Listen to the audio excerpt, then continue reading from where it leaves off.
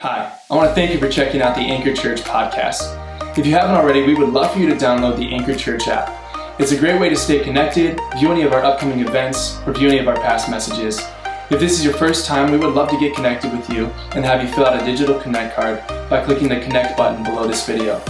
If this message has impacted you in any way, we would invite you to partner with us financially by clicking the give button below this video as well. We hope you enjoy this message. Well, good morning. I'm pretty excited to be out here. Normally I get you guys for hosting, but today John took over that.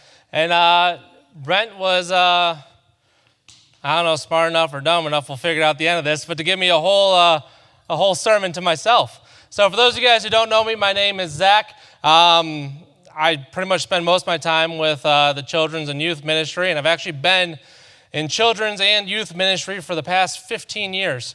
So this is my first time that any pastor was ever made the decision like, hey, we should put that guy up on stage.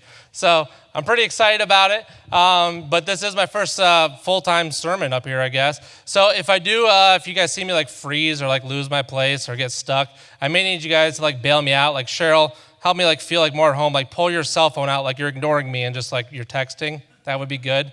Or like I maybe need someone like Kevin, just crawl underneath your seat and just sit there for the rest of the service like they do in children's ministry. And then I'll need one of you guys to kind of walk up here and just tap on my shoulder. And without me ever acknowledging you, just start explaining to me in excruciating detail the last YouTube video you've just watched. And then I'll feel like I'm at home, I'll feel comfortable, and we should be good to go. But I was actually pretty excited that Brent gave me this opportunity. I made some phone calls, call everybody I knew, say, hey, come on out, it'll be awesome. My dad showed up here. So if you guys see me after service without a beard, that is my dad. We're pretty identical looking, so I don't even have to use those aging apps online. I just know what I'm going to look like as I get older. So, but if you do hear any crying during the message, my mom is also here. I tried talking to her yesterday and warning her, like, Mom, you can't cry throughout the whole message, because my mom's the kind of mom that's like super supportive. Literally, like growing up as a kid, like she's like, hey, can you say prayer for dinner? And I'd be like, sure, and I'd pray. And by the end of prayer, she's like crying already. She's like, that's the best prayer I ever heard.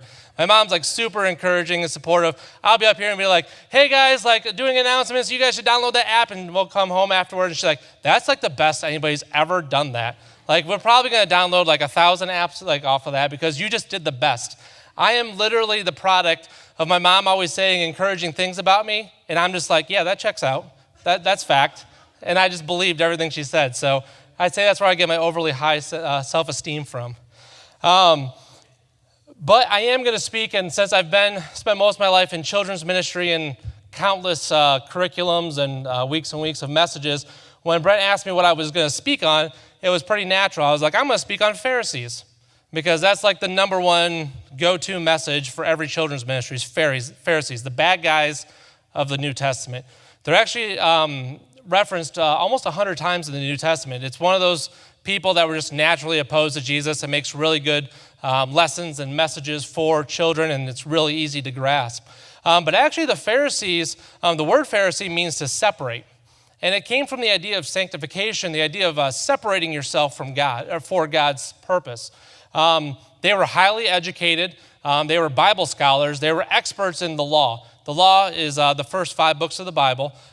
So they studied it, they acknowledged it, and we're actually going to go to Matthew 23, and that we're going to pick out that specific time where Jesus is referring to them. And Jesus is sitting there with, it says, the crowds, his followers, and his disciples. And he says this, he says, the teachers of the religious law and the Pharisees are the official interpreters of the law of Moses. So practice and obey whatever they tell you, but do not follow their example. For they do not practice what they teach. They crush people with unbearable religious demands and never lift a finger to ease the burden. Everything they do is for show. On their arms, they wear extra wide prayer boxes with scripture verses inside. They wear robes with extra long tassels, and they love to sit at the head of the table at banquets and in seats of honor in the synagogue. They love to receive respect as greetings as they walk in the marketplace and to be called rabbi. I think these are pretty powerful words because I'm not going to read the rest of the chapter, but Jesus keeps going and gives example after example. He says, do not follow them because they do this. Do not become them because they do this. And he actually goes throughout the whole chapter. If you have time after service, I recommend sitting down and reading it because it's a pretty eye-opening stuff. And for me, I took this verse very personally because it's such an amazing dynamic where Jesus says, these are the interpreters of the law. These guys are the ones that should be telling you the scriptures, and you're to obey what they say. But then I don't want you to be who they are because they don't actually practice what they preach. And it actually parallels my own life very well because there was actually a time where, looking back, I was a Pharisee. I hit a stretch of life where I was exactly what Jesus was describing there. And actually I lived that way for most of my life. And there was a time, and not really, I wouldn't say there was a specific moment, but there was someone in my life who was greatly influential against what I was becoming.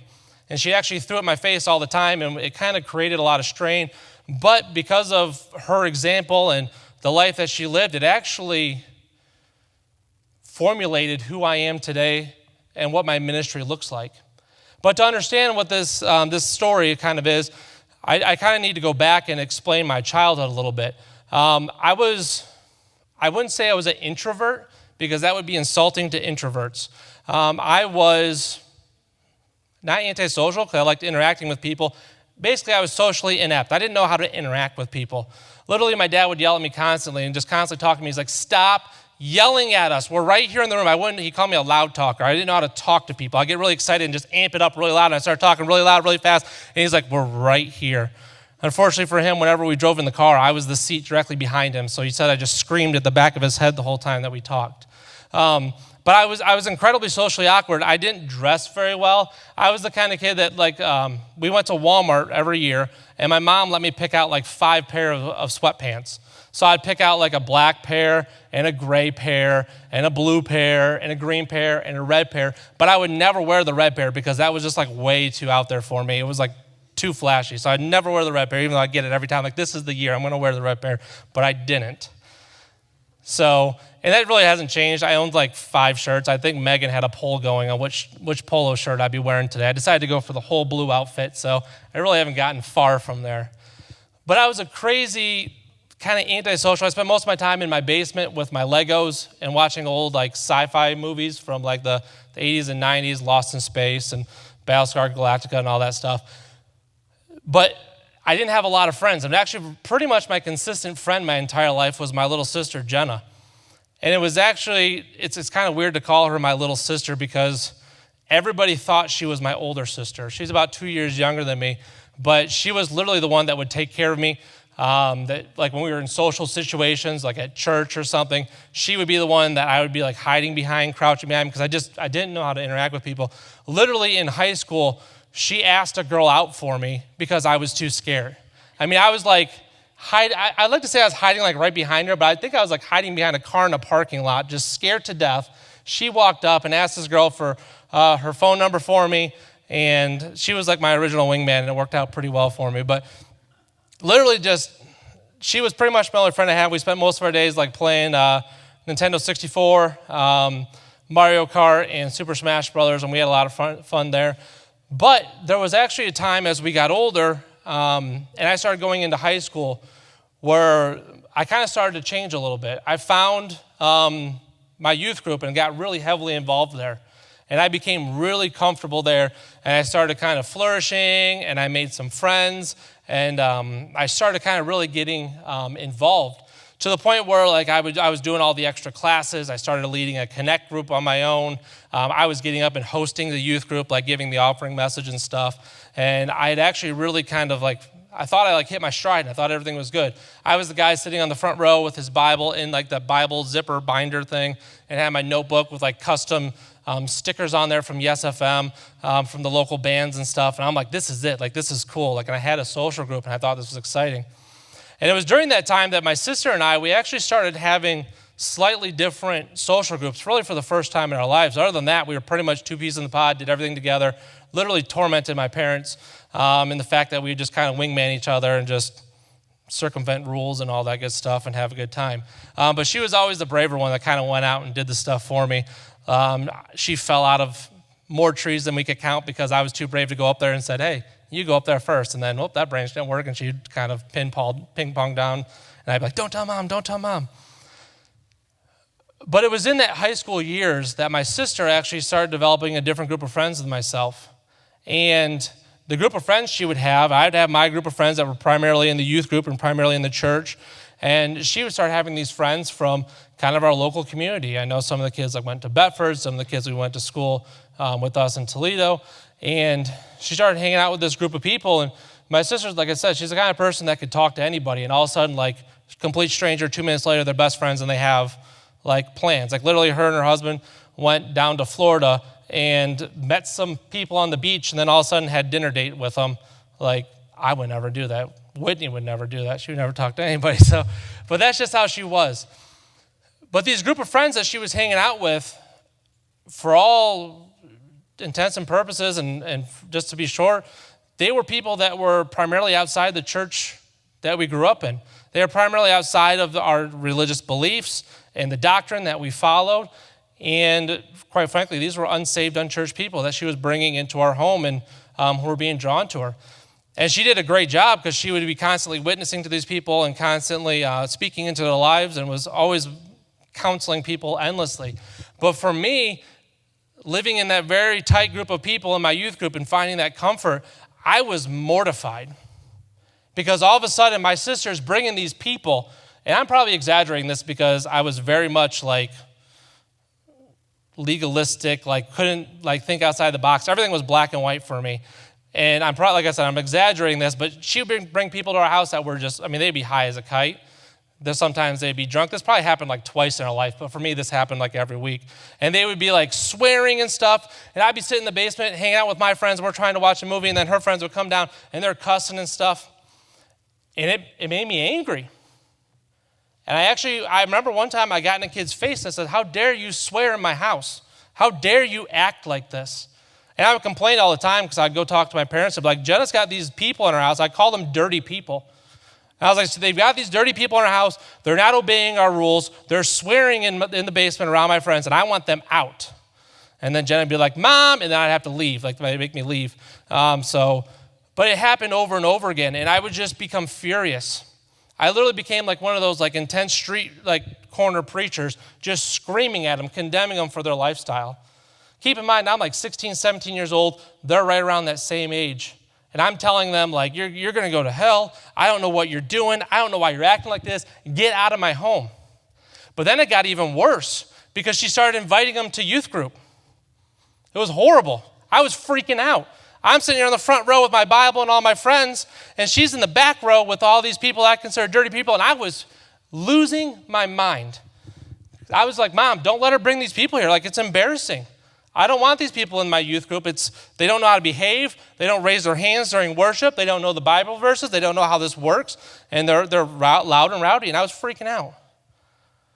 Because, see, what was happening for me is I was sitting on the front row following all of the rules in the Bible. I was raising my hands during worship. I was giving offering. I was doing everything I was supposed to be doing. But my heart wasn't in it. I was missing something. You see, I was in the front row building what I wanted my church to be. I was building a church where I felt comfortable, where I felt safe, where I felt in control. But my sister was in the back row, and she was building the church.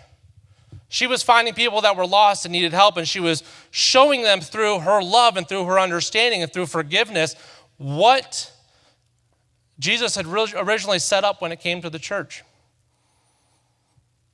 And I would like to say that I figured that out pretty quick and that like, oh, okay, I had this like come to God moment where all of a sudden I just knew that, hey, I was wrong, and I understood and I changed my ways, but it really wasn't. And I continued that mindset throughout high school and throughout college. And then later on in my adulthood, like after college, I'm married and I have a kid. And I find this scripture reference. And it's in 1 Corinthians. And it's uniquely different in the fact that this is what it means to me, because Paul, who was originally Saul, who wrote most of the New Testament, he was a Pharisee. He was a well-educated man who understood doctrine, who understood Scripture. But then at a certain point, he had a moment with Jesus. He had this moment where Jesus transformed his life, and he became Paul, who wrote most of the New Testament. And you see him here in Scripture again in 1 Corinthians, and his mindset is completely changed. It's completely different to the way he was thinking and to the way he was acting beforehand. And it goes like this, and it says, though I am free and belong to no one, I have made myself a slave to everyone to win as many as possible. To the Jews, I became like a Jew to win the Jews. For those under the law, I became like one under the law, though myself I am not under the law, as to win those under the law. That's a mouthful right there. To those not having the law, I became like one not having the law, though I am not free from God's law, but I am under Christ's law. So as to win those not having the law, to the weak I became weak, to win the weak. And here's the part I love the most, and this is the part that really transformed my life right here. It says, I have become all things to all men, so that by all possible means I might save some. And I do this all for the sake of the gospel, that I might share in its blessings. And guys, that verse there transformed my life and transformed my ministry. It was actually the number one reason I was drawn to Anchor Church and to Brent's vision of You Belong. Because for years and years and years, that was my mindset of I must become everything, I must do everything so I can win anyone possible. And that's the foundation of my ministry, that's the foundation of who I am, and that's the foundation of who I strive to be. Now, I'm not perfect still. I have a long ways to go. And actually, I was just reminded of this a couple weeks ago. I gave this story here in Team Huddle, and I got a lot of backlash for it. But I'm just going to double down, and I'm going to tell it again because it's going to go over better this time. Brent, this is the moment Brent's freaking out because he wasn't in Huddle and has no idea what I'm about to say. But a couple weeks ago, Seth called me, or texted me, because he would never call anybody. But he texted me, and he said, hey, I need you to fill in for me and make coffee. I don't like coffee. I think coffee is like dirty, hot water. It's disgusting. I don't like the smell. I don't like the taste. I never have. And Seth's like, hey, can you make this for me? And thinking this in my head, all right, I got to do all things to all men, so I guess I'll go out and do it. So I said, sure, Seth, I'll be there. And I don't know if you guys tasted the coffee about 3-4 weeks ago, and if it was extra bitter, that was because probably my emotions were seeping into it. But I'm making this coffee, and I don't know if you guys know our process here. It's a long, arduous process. It's the pour-over method, if you don't know. I don't know what that means either. I just do what I'm told. But there's instructions and stuff, and you have to take the beans. They're whole. They're not already ground up in a bag. You got to grind them in a grinder. Then you got to stick them in the machine and do this different stuff, and you make this coffee. And the way the pour-over method is just, I don't know, it makes a difference in the way the coffee tastes. I don't understand. But I'll tell you what, I was annoyed. I'm like, this is stupid. The way we make coffee here is stupid. I don't know why we don't just have this big machine, you push play, coffee comes out, we're done. It shouldn't take an hour for me to make all this coffee. So I was annoyed with it, and I did it. And to the best of my abilities, I overflowed one of the machines at one point. But anyways, a week later, I'm playing some Xbox Live. And I'm sitting there hanging out with a friend of mine on Xbox, and I'm talking to him, and I'm like, I'm going to vent about this. I'm like, you will not believe the way my church makes coffee. It's super stupid. And I was like, they do all this process, and I went through the whole thing. He's like, oh, yeah, that's the pour-over method. And I was like, okay. Yeah, so. And he's like, that's actually a really good way to make coffee. And he lives out of town. He's like, but if I live there, he's like, I actually have respect for your church because they take that time to make the coffee that way. And he's like, if I was in town, I would show up to your church. And I believe God's a sarcastic God. I believe God is a humorous God. And at that point, while me sitting there playing out on Xbox Live, I just hear God be like, exactly. Like what? Like right there in my face, like a slap in the face of God being like, you're not doing it right. So I had to check myself again. And guys, it's really easy to fall back into that Pharisee mindset. There's a reason why the Bible mentions them almost 100 times. It's because it's so simple to just fall back into the safety of the law. The safety of if I do A, B, and C, I'm set. Because it's comfortable. If I show up to church every week and I drink that gross coffee and I sit down in service and I raise my hands during worship and I give that money in the offering and then I go throughout my day, I'm set. I've made it. I followed the Bible, I'm done. And there's a certain sense of security in there. But guys, that's a false sense there, because Christ came because he said, you know what, that law that's so important, you're doomed to fail it. He says that there's no one that can keep the law. That's why I'm here, to live under grace, to live through my love. But we still try to justify it. Because what we do then next is say, okay, well, I can't live under all the laws because I'm doomed to fail. So what we're going to do as a society and as a culture of a church is we're going to take those laws and those sins and we're going to rank them. We're going to say, okay, these sins are like -5 points if you sin that week. But then these sins are like -10 points. But then there's like those really bad ones. Those are like -50 points. And we kind of turn it into a game like, as long as I've only achieved this many points, I'm okay because I didn't do as bad as the guy down the street. I'm all right because I only did these little sins down here. But what Christ is saying, he says, look, we've all sinned. And he says all the sins, they're sins. There's no difference in them. Now, that doesn't mean there's different consequences for sins, because there definitely are. And there's a consequence to everything we do. But what he's saying is it's all the same in his eyes. A sinner's a sinner's a sinner. We're all sinners. So it doesn't matter if you've had this low-level sin that just happens to be culturally acceptable at the time, or if you're doing this sin up here that is horrible.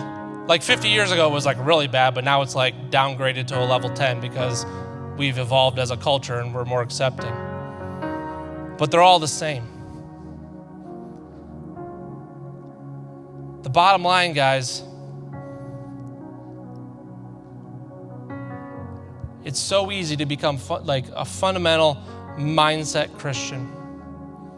I mean, I became so legalistic in my way of thinking as Romans 13 says, if all authority has been given by God. So everybody in authority over my life is speaking, and when they speak, that is from God. So to my sister's dismay, on the way to school, I refused to speed. I would go 45 miles an hour. I'd set the cruise control, because if I went 1 mile over, I was living in sin and I was going to hell. If you listen to any secular music whatsoever, going to hell. And what happens is it starts with little things where it's like, oh, I'm not that bad, I'm not that. But then we start boxing ourselves in for safety. But what's happening in the meantime is we box ourselves in and we sit in these services every week, and we're missing the whole point, because there's people out there that are suffering. There's people out there that are living outside of the love of Christ. There's people out there, like my sister would pull in left and right, who are just lost and looking for something to fill that hole, that void in their life.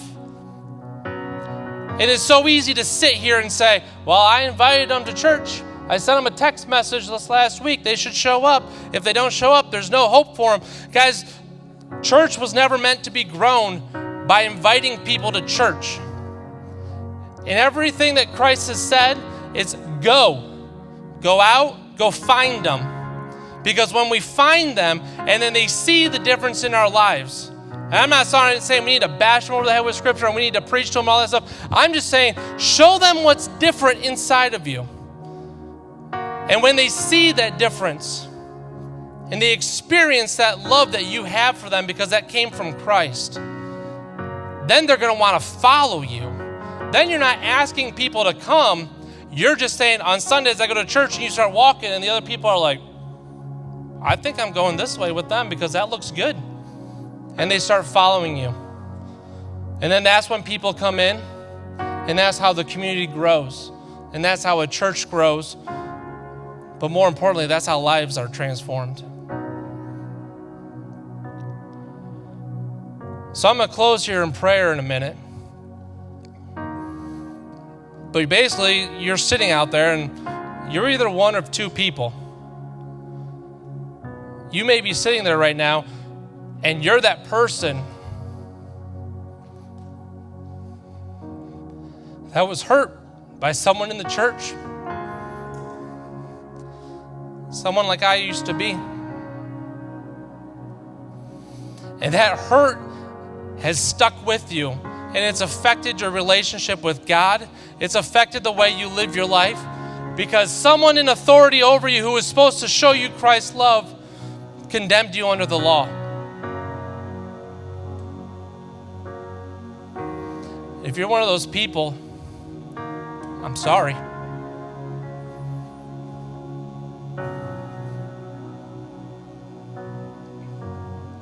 And then there's the other group of people that are like me, or were like me,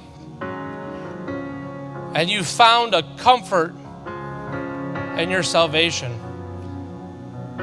a security where you've put walls around yourself to live inside these rules that you deem to be spiritual, that will keep you safe, and they'll keep you separated from those dirty people like I grew up thinking.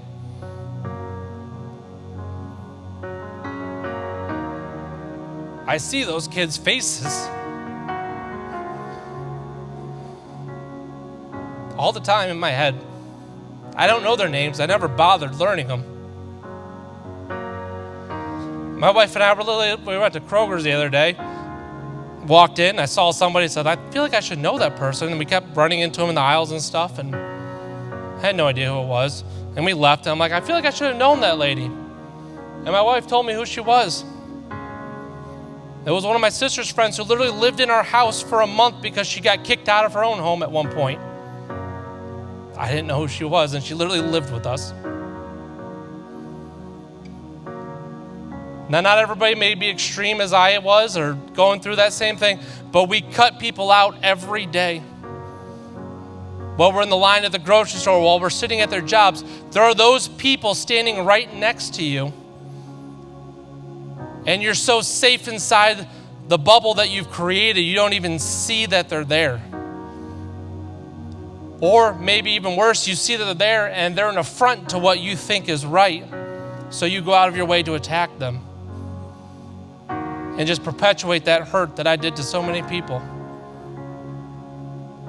But regardless of what group you're in, the beautiful thing is the answer is the same.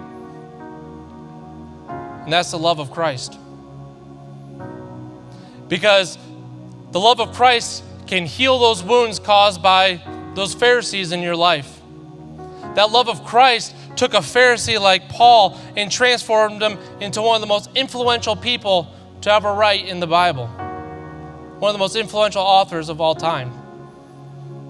That because of his writings and because of his letters to the churches, founded the universal church and the church as we know it. Through his missions, that he went out from city to city to all these people who had never heard Christ and established his presence in those cities. It's the love of Christ. And if you don't have that, then all the scriptures you may know, all the services you may sit in, all the money you may give is nothing.